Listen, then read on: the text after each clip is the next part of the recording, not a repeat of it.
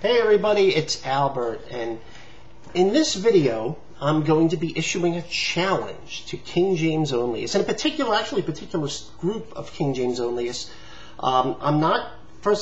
This challenge is not for people who merely prefer to read the King James Version. It's not even for people who think the King James Version is without a doubt the best translation.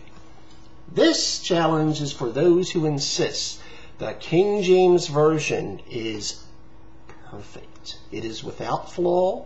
There is not one single issue. There's not one thing that could possibly be rendered better.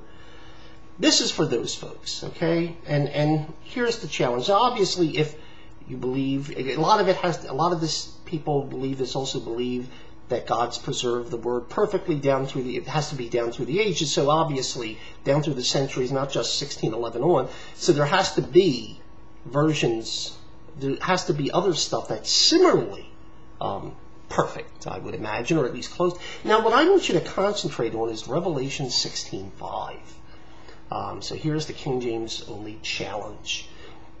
If you look at Revelation 16:5 in the King James Version, and it says, I heard the angel of the waters say, Thou art righteous, O Lord, which art and must and shalt be, because thou hast judged us. That's the King James Version. Now, what's interesting, if you look at any modern Bible, it's different. You don't have the thou shalt be. You'll have in place something along the lines of O Holy One. For example, in the English Standard Version, it says, And I heard the angel in charge of the waters say, Just are you, O Holy One, who is and who was, for you brought these judgments. But what's interesting is you don't just find that as you would expect in other modern Bibles, but you also find such readings, for example, in the Geneva Bible, of all things, which comes out before the King James Version. That tends to, in that particular verse, that doesn't agree with the King James reading. And other earlier English Bibles, they don't agree with the King James reading. And we're talking other Bibles that use the Textus Receptus. And see, there's an interesting reason for this. The reading that the King James is translating is from a version of the Textus Receptus produced by Theodore Beza. Beza was John Calvin's successor at Geneva. The earlier reading of Revelation 16:5 in the earlier versions of the Textus Receptus by Erasmus, by Stephanus, all agreed with basically the current reading that you find in modern Bibles and earlier Bibles. Beza didn't like that, thought that reading just didn't, because there were other verses where they do the who is and was and shall be, or they do some sort of that they played off that in a couple parts of Revelation. So he conjectured that that's probably what this originally was, and he felt that eventually manuscripts, because they had a very limited number of manuscripts, eventually when they got more manuscripts, if they were able to check more manuscripts, it would basically give evidence of his particular rendering, and that's how he rendered it, and that is what has passed down. And the King James Version followed Beza. Now, I want to point out the King James translators translated Beza correctly. They did not, so there's nothing in terms of the translation, but they're basing it on a conjecture by Beza that had appeared in 0 manuscripts. None. 0. There was no evidence. Now, Beza thought evidence would be discovered. Well, it hasn't been. Every single manuscript that we have of the book of Revelation agrees with what would be the modern or even the older reading, as opposed to what appears in the King James Version. And I've challenged individual King James Onlyists to provide me one Greek or even Latin manuscript prior to Beza that has the King James reading in it, or the Beza's reading in it. Just one. Just so I know this isn't just totally made up.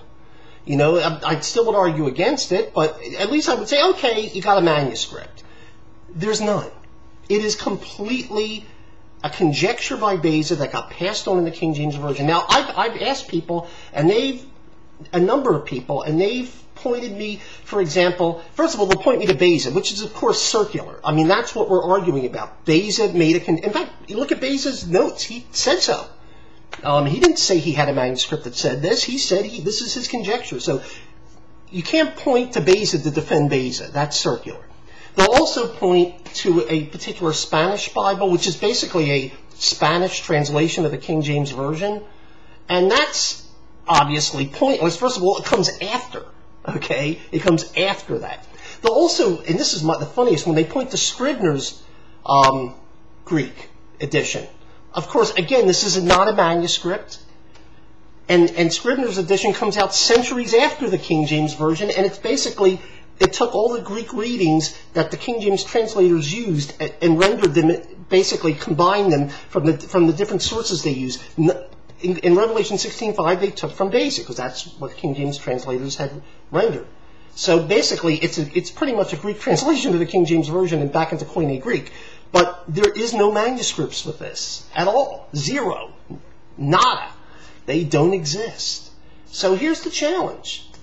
If you think that's a good version, if you think that's a real, and you're claiming that that you're basing your opinion on evidence, show me the evidence. Produce the manuscript. Produce a manuscript prior to Beza. Remember, we're saying Beza originated this. Produce a manuscript prior to Beza, a copy of the Book of Revelation prior to Beza that has this reading in it. Otherwise, you simply have to admit that your opinion that the King James Bible is perfect. Remember, we're not saying good or better or really good. We're saying perfect is not based on evidence. And don't pretend it's based on evidence. It is based on your own circular opinion of the King. Basically, I believe the King James Version is right because I believe the King James Version is right. That's what it comes down to. It has nothing to, and do not claim it's based on historical evidence because it isn't. There's your challenge. Come up with the evidence. Or else, honestly, don't point to me to the Spanish Bible. Anything that comes after Beza, it's irrelevant. We're talking about Greek manuscripts, or I'll even buy Latin ones. At least I'll say, well, they were in the West. They could have followed the Latin. Find me a manuscript. There's the challenge. Find me something that the King James Bible translators should have said, yeah, okay. Otherwise, fact is, they made a mistake. And that's all there is. Thank you very much for your time.